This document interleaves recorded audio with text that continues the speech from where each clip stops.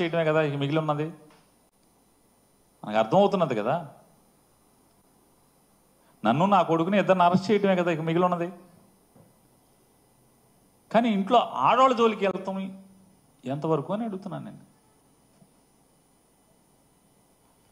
నేను అబద్ధం చెప్పాల్సినటువంటి పని లేదు. ఇది 100%, 100కి 100% జరిగింది. కావాలంటే అది బాగోదు కాబట్టి ఏ తారీఖు ఎన్ని గంటలకి ఎక్కడ కూడా నేను చెప్పగలను. ఈ కాన్వర్సేషన్ జరిగింది. చంద్రబాబు నాయుడు గారు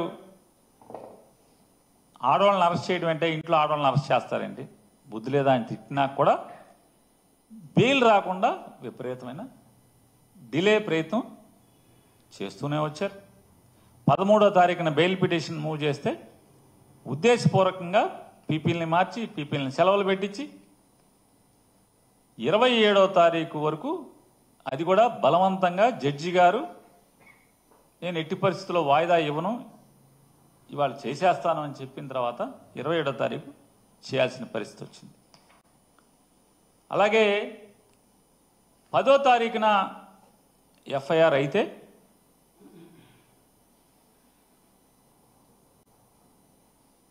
ఏం చేయాలి? వెంటనే పోలీస్ ఇన్వెస్టిగేషన్ చేయాలి కదా. ఏ ఇన్వెస్టిగేషన్ చేయలేదు. చివరికి 3 రోజుల తర్వాత 11, 12, 13వ తారీఖు 13వ తారీఖున రాజకీయ ఒత్తిడి మేరకు వెళ్ళి మేము తాళాలు ఇస్తామని చెప్పని మా అడ్వకేట్లు చెప్తున్నా సరే బలవంతంగా తాళాలు బ్రేక్ చేసి దాంట్లో ఉన్నటువంటి సరుకుని అగ్రిమెంట్ ప్రకారం అదంతా కూడా జాయింట్ లైబిలిటీ. సివిల్ సప్లైస్ ఏదైతే ఆ గోడౌన్లో దాచినటువంటి ప్రతి బస్తా జాయింట్ లైబిలిటీ. సివిల్ సప్లైస్ అధికారులు, గోడౌన్ యాజమాన్యం ఇద్దరు జాయింట్ లైబిలిటీ.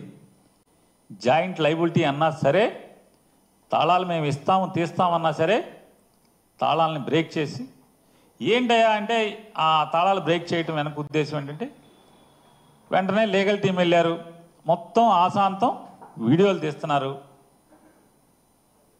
తాళాలు ఇస్తామన్నా సరే తాళాలు బ్రేక్ చేశారు.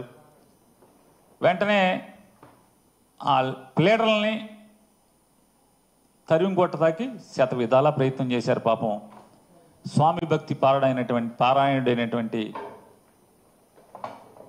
ఇన్వెస్టిగేషన్ ఆఫీసర్ గారు, సర్కిల్ ఇన్స్పెక్టర్ గారు ఎంత బెదిరించినా అదిరించినా ప్లేడర్లు మాత్రం మా పని మేము చేస్తాం, నీవు ఇష్టారాజ్యంగా చట్టవిరుద్ధంగా అగ్రిమెంట్కి విరుద్ధంగా మీరు తాళాలు బ్రేక్ చేస్తారు కాబట్టి స్టాక్ మాకు నువ్వు ఇక్కడ ఏం చేస్తావో అని మాకు భయంగా ఉందని చెప్పని నీ దురుద్దేశం, నువ్వు పొలిటికల్ ఒత్తిడి. ఎందుకంటే మాట మాటికి ఫోన్ వస్తుంది, పక్కెళ్ళి మాట్లాడుతున్నాడు, ఫోన్ వస్తుంది పక్కెళ్ళి మాట్లాడుతున్నాడు. అసహనం భరించలేకపోతున్నాడు.